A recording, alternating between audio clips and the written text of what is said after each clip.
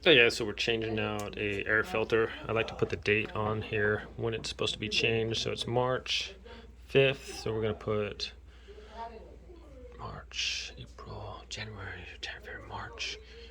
So June, January, March, May.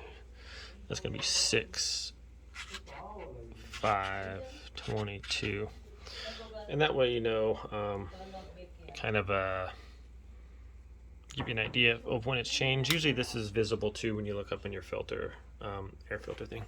So we're gonna take this off and change it out. So I'll take these off here. Just pull these little levers down. That should release that. You want to come over to the other side?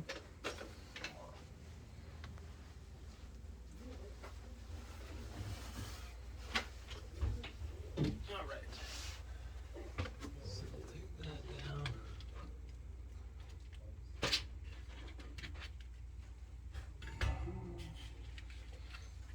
And then when you put these in there, this mesh metal part goes up first. If you're not sure,